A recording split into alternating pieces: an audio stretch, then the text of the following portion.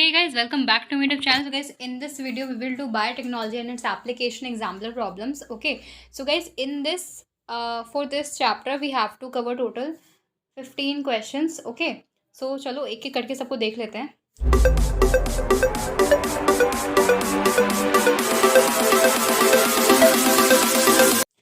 So the first question says BT cotton is not option A GM plant, option B insect resistant, option C a bacterial gene expressing system और option D resistant to all pesticide. So देखो इसने बोला है कि BT cotton is not, तो इनमें से BT cotton के लिए कौन सा ऑप्शन हमारा गलत है हमें ये बताना है. सो इसका जो सही आंसर है वो है हमारा ऑप्शन डी. ओके, सो हम सबको पता है जो बीटी कॉटन होता है वो रेजिस्टेंट होता है पेस्टिसाइड के, लेकिन वो सारी पेस्टिसाइड के रेजिस्टेंट नहीं होता. बुक में हमें ओनली 3 स्पीशीज दे रखी है, बस उन 3 के ही रेजिस्टेंट होता है. ओके, सेकेंड क्वेश्चन कह रहा है हमसे C peptide of human insulin is option A a part of mature insulin molecule, option B responsible for formation of disulphide bridges, option C remove during maturation of pro insulin to insulin, या option D responsible for its biological activity. So जो C peptide होता है ना हमारा, जब हमारा insulin है जब वो अपनी प्रो फॉर्म में होता है तो उसके पास 3 चेन्स होती हैं, एक होता है ए बी एंड सी, और जब भी प्रो इंसुलिन में कन्वर्ट होता है, जब मैच्योर होके इंसुलिन में कन्वर्ट होता है प्रो इंसुलिन, सो जो सी पेप्टाइड होता है वो गायब हो जाता है, वो अल्टीमेटली इसमें से निकल जाता है. ठीक है, so C peptide is absent in insulin but it is present in pro insulin. So according to this हमारा जो ऑप्शन करेक्ट होगा वो होगा option C. Okay, next third question कह रहे हैं GEAC स्टैंड फॉर. अब GEAC हमारा क्या है, what is it? So GEAC जो होता है हमारा वो होता है genetic engineering approval committee, right. कोई भी अगर हमें बायोटेक्नोलॉजिकल प्रोसेस करना है, कुछ भी हमें कोई वैक्सीन बनानी है, कोई जीन के लिए हमें कोई एंटीबायोटिक कुछ भी बनाना है, gene correction whatever we are going to do in anything under the biotechnology. Okay, so we need approval from this committee, from this authority. Without this हम कुछ नहीं कर सकते. Any biological activity any biotechnological activity will not carried out. Okay, fourth question कह रहा है अल्फा-1 antitrypsin is. अब अल्फा-1 antitrypsin हमारा क्या है?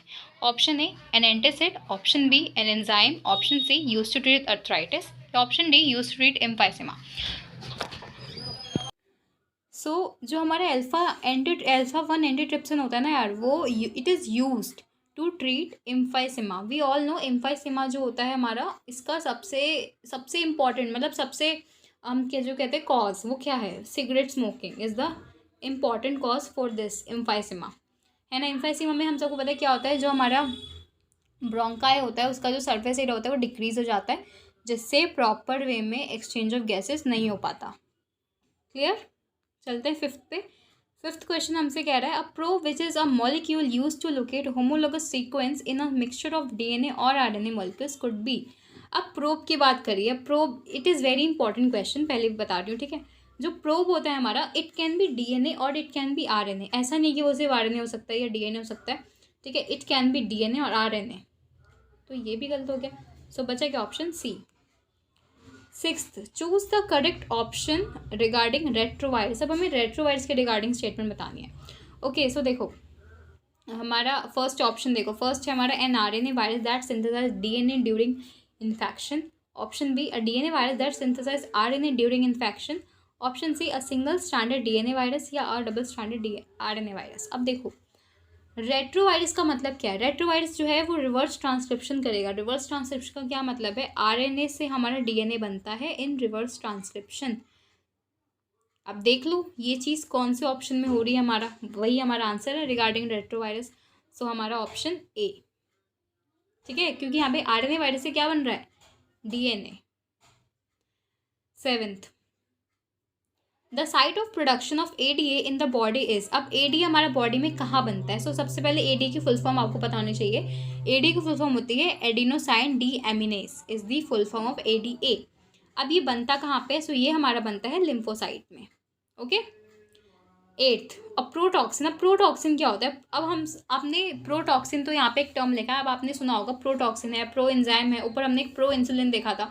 व्हाट द मीनिंग क्या है प्रो का मतलब? प्रो मतलब कोई भी ऐसी चीज़ है जो इनएक्टिव फॉर्म में है, ठीक है, और जब वो एक्टिव बन जाएगी तो वो अल्टीमेटली जो भी उसका फंक्शन है वो अपना परफॉर्म करेगी।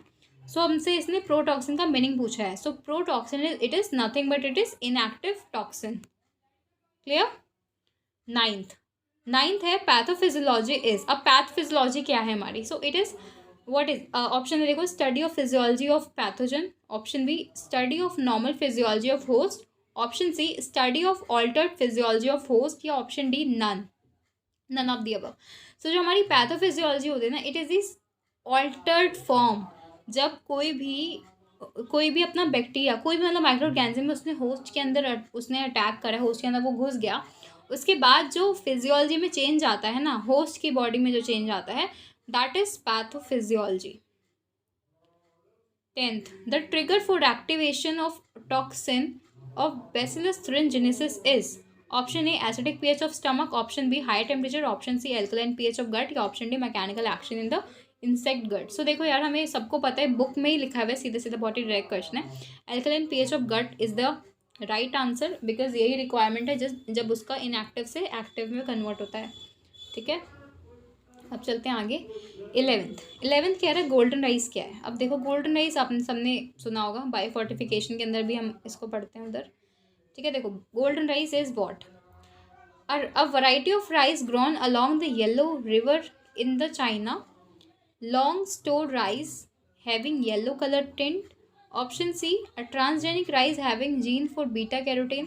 Option D, wild variety of rice with yellow colored grains. तो देखो ये कलर से रिलेटेड तो इसका बिल्कुल कुछ है नहीं, ठीक है, एंड ना ही यहाँ पे कुछ रिवर वगैरह का। सिंपल से आपको ये चीज़ याद रखनी है। गोल्डन राइस वो होता है जिसके पास जीन होता है फॉर बीटा कैरोटीन, ठीक है, विटामिन ए। आगे चलते हैं। 12th, in RNAi genes are silenced using. अब जीन साइलेंस होता है RNAi में यूजिंग व्हाट? सो यहाँ पे हम यूज़ करते हैं डबल स्ट्रैंडेड RNA। 13th, तो ये बहुत ही, ये क्वेश्चन भी इंपॉर्टेंट है हमारा 12th वाला, क्योंकि आ चुका है। ठीक है, आई थिंक 2017-18 में ही आया था। आगे देखते हैं।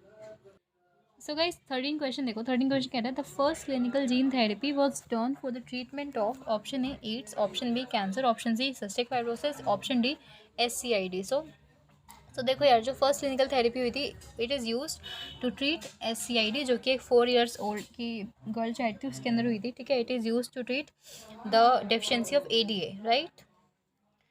14th क्वेश्चन देखो यार। 14th क्वेश्चन है ADA is an enzyme which is deficient in a genetic disorder SCID।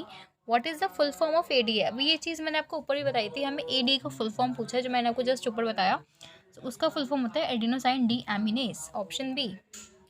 Last, silencing of a gene could achieve the use of. अब साइलेंसिंग ऑफ जीन जो है वो किस चीज़ का यूज़ से होता है? ऑप्शन है देखो RNAi only. Option B antisense RNA only. Option B both RNAi and antisense RNA। या ऑप्शन डी नन। सो जो हमारा साइलेंसिंग होती है जीन की अंडर RNAi, उसमें हमारा RNAi भी तो हम उस टेक्निक को बोलते हैं, एंड उसमें हमारा एंटीसेंस RNA भी यूज़ होता है। दोनों चीज़ें यूज़ होती हैं। ठीक है, सो गाइज़ यहाँ पे हमारे क्वेश्चन होते हैं ख़त्म। ठीक है, अगर आपको किसी भी क्वेश्चन में कोई डाउट है तो आप कमेंट सेक्शन में मुझसे पूछ सकते हो। एंड अब नेक्स्ट हम जो करेंगे उसमें हम करेंगे इकोलॉजी के क्वेश्चंस करेंगे, उसमें इकोलॉजी की यूनिट ख़त्म करेंगे। Okay till then stay tuned.